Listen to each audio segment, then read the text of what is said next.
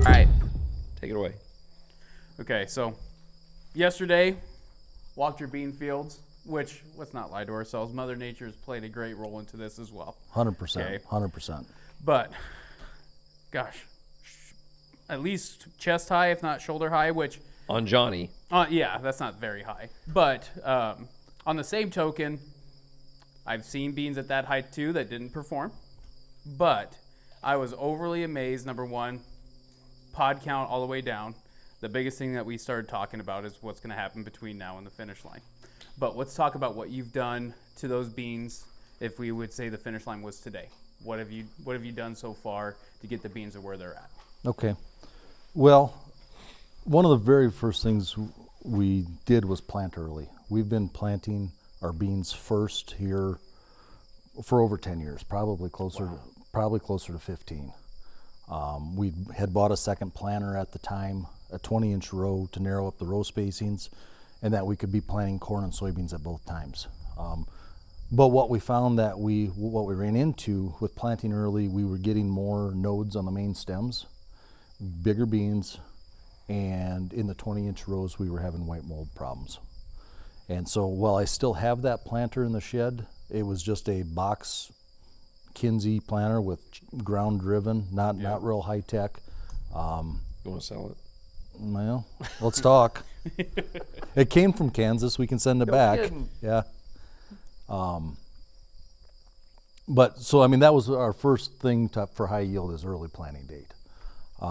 We did run some in-furrow with it this year. It was primarily water.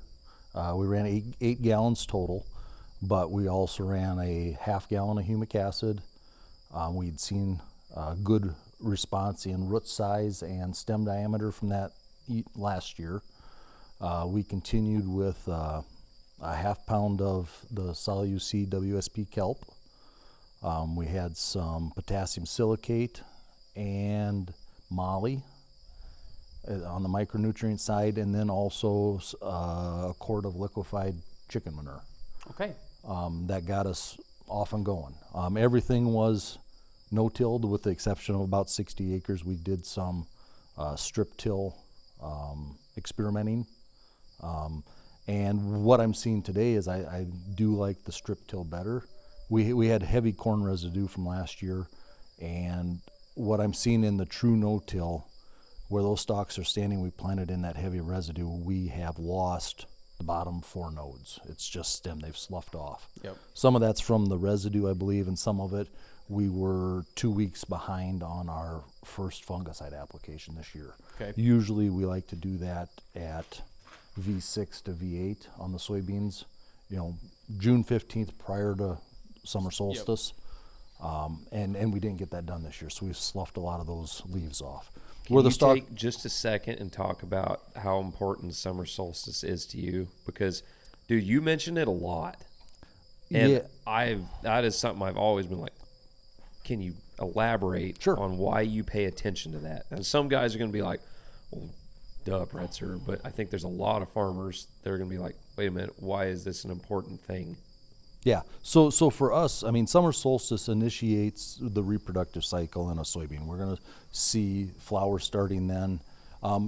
Early planting can move that up prior to summer solstice, but in most traditional fields, the longest day of the year starts our reproductive cycle. For us, why that date is so significant is we want all of our herbicide treatments done by June 10th, almost a full 10 days to 15 days prior to summer solstice, because I want to give that plant time to digest anything we're putting out there in the vegetative state, not in the reproductive state. Years ago, I made several revenge applications on weeds. Yep. And it's 10 to 15 bushel off the top in R1 or R2 stage is what we found. And so, granted, you have to do what you have to do. Yeah. But knowing that those herbicide applications late can ding us that hard, we really try to be done with any post-emerge herbicide pass or prior to summer solstice. So on the calendar, those are probably the two biggest reasons I watch it. Are we getting our herbicide applications done, and when can I start pushing that bean plant on the reproductive side? This year we upped our kelp game. We started in furrow. Last year we saw larger leaf initiation in the nodes that came after the kelp application. So we knew that this year we wanted to start the kelp applications in that V6 time frame, and then follow up roughly every 2 weeks. So we made a V6 application, a V10. Sorry, we just had a spider attack Johnny's leg. Well, it started on my mic, and I was sitting here like, whoa. Yeah. So sorry, we, Eric. we grow big spiders here yeah. too. So sorry, Eric. Yeah. And then so we started with V6 with a pound of kelp, and then again at V10, R1, and then again at R3 we went with it was probably R3.5, went to reproductive kelp to try to promote pod retention and filling the pods that we had. And what we're seeing, you can look at our beans and our bean clusters, strip the leaves off of them, and look at the number of pods per node and see the influence of the kelp.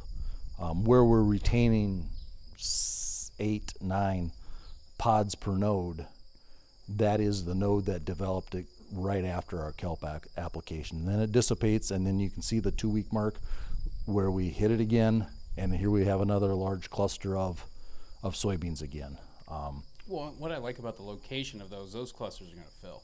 Yeah, Just because of the location on the plant. No matter what, those pods and those locations, those are going to fill. yeah, Meaning not the bottom and not the top. Yeah. You're worried about aborting the bottoms and not finishing the tops. yep. Like, I mean, you guys talk about Yeah. that. Oh, I love that late bloom. Because you add X amount of bushels, but Are you really adding bushels, or is it just translocating? are you robbing the bottom beans that get aborted to fill the top beans? Yeah. Yeah. Which it's easier to get in the combine if it's on the top than on the bottom anyway. I mean, True. let's not forget that, but still, True. it's like But Your the- most influenceable portion of yield is in the middle of the plant. yeah. I would almost disagree. Okay.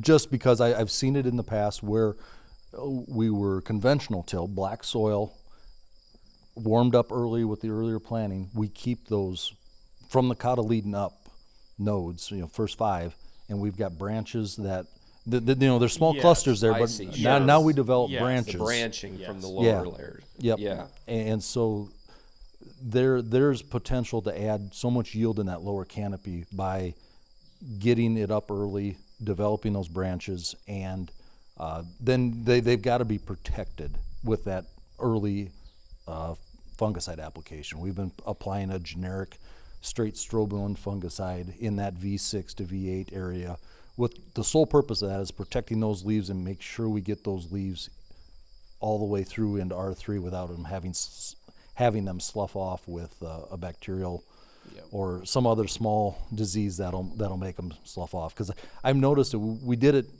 years and they said, we didn't get anything from that. And the next year we didn't put it on, and the whole bottom of our plant just disappeared. We didn't have the clusters. We didn't have because all the leaves were on the ground. Yep. And I think that's why we've always thought that all of our yield comes from the middle of the plant, because that's where we see the pods, Fair enough. because we weren't protecting those earlier ones. When the leaves slough off, the food source for those pods is gone, and then the pods start sloughing off, and it just becomes stem by the time harvest comes. So really big on trying to protect those leaves and getting those early leaves to make it full season. Well, you're not breaking the bank No, with your fungicide. no, You it's know, a I mean, $3 application. exactly. I mean, that's dollars saved. You could easily spend $15 an acre on a fungicide, on a soybean fungicide. Yep. That's $12. That pays for application. Of the money saving there. So And something like that can be put in with a herbicide pass. yeah, It's not that we're making a herbicide, our post pass, and then coming back for a fungicide pass later. A lot of times that's tank mixed right in with our herbicide. gotcha. The last few years we've had conventional beans, We didn't use any on our conventional beans because we knew that those leaves were going to get destroyed by burner herbicides. Yep. So there was Yep. no sense in trying to spend the money to protect them with a fungicide when they were going to get roasted with a Flexstar Cobra, whatever later in this. Guys, if you've liked the information that you've seen so far, go ahead and check out the full-length podcast on our YouTube channel. Be sure to subscribe there. It's also on all the major podcast platforms.